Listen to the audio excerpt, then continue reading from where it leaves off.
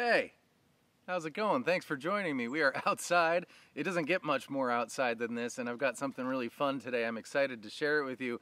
It's a Campfire version, meaning like for the solo acoustic guitar to fill it out a little bit more, of Dinosaur Jr., Feel the Pain. I love this song, and I can't wait to show you. But first, I would like to take just a moment to thank the following people for signing up for the Patreon supporter of the Cause Club: Stephen Avio, John Cowan, Daniel Reesbeck, Lucas Haig, and John O'Rourke. Ooh, I can throw this really far now.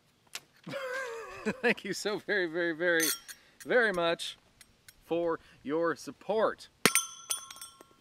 And if you would like to find out what that's all about, the link will be in the description. So we were doing Pearl Jam Won't Tell Campfire a few days ago, and I just kind of picked up my guitar. The capo was on the 4th fret, and I grabbed the E string 3rd fret, and I just kind of did this, and then I just kind of was goofing around, and I went, and I said, oh my gosh, that's Feel the Pain. Let's figure out the rest. So here we go, capo 5, grab the E string 3rd fret. I like my middle finger because what we're gonna do is pluck that string and then kind of strum up from the B string, followed by a hammer on to the 3rd fret, and you do that 5 times. Followed by C. And that's the verse.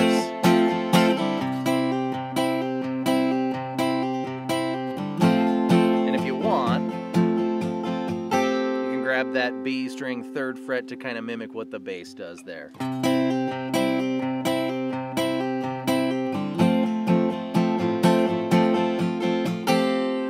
For your verse. Now into the super cool part. And when I'm making a Campfire version, I never... Oh, there's a plane.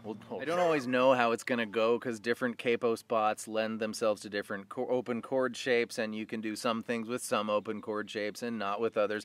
But when this happened, I said, big yay. Back to that E string 3rd fret with your middle finger and start with your pointer finger on D2. The D string is going to go from 2 to 4.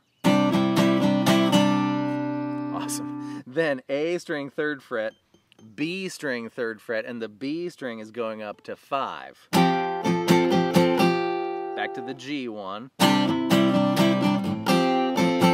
And then we've got a few different ways we can treat this. Here's option number 1. You can grab the E string in the 10th actual fret. We're getting far away from the capo now, and I don't want to do math. So 10th actual fret, and you can slide up to 12. And you can do the open B string as well, because that's the same note. All right, so...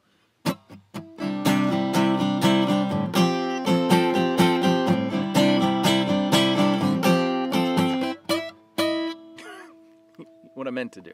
Obviously, I'm having a little bit of trouble with that option, and I'll keep practicing, but here's some more easier options. You could eschew the slide and just be on the 12th fret with both of those strings, but the note we need there is in a C major 7 chord. It's the B note relative to the capo, so C with no pointer finger would be the easiest option.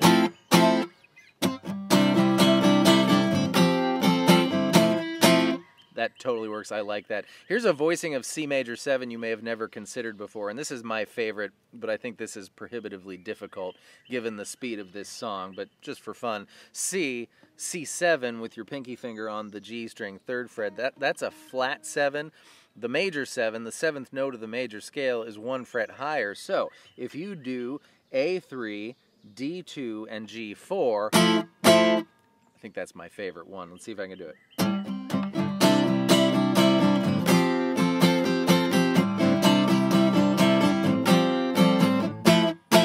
Ooh, I did it. So there's an option. And the only last part to discuss is the Is It Up to Me section. It's A minor, normal chords now. A minor, D, with your sus, B minor, followed by G, E minor. That's line number 1. Line number 2 starts on D, proceeds to B minor, back to D, G, E minor. And that's that part. More more fun with D suspended 4. Look, when we have a D chord and we put our pinky finger on the E string 3rd fret, we are invoking a G note. That's the note that makes D a D suspended 4 because it's the 4th note of the D major scale. There's no rule that says we have to do it on the baby E string. We could do it on the big E string. You could play D with an F sharp in the bass if you feel that this is too kind of like, you know, the Sundays or something. Nothing against them, but anyways. You could start with D with an F sharp in the bass, the better man chord, E2, G2, B3. And we're going to have to switch our fingers all around to make this F sharp a G. So pointer finger goes to G2, middle finger sneaks on over to E3. Keeps things in the lower register, and I kind of like that. So here's what that would sound like. Is it up to me? I like that.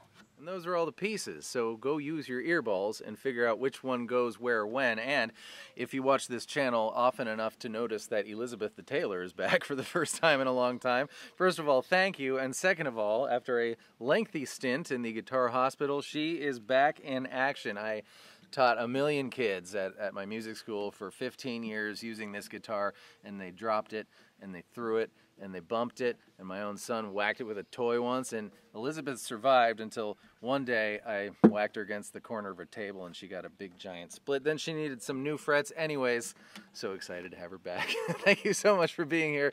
I hope that was fun and helpful, and I will see you next time with more stuff. Goodbye.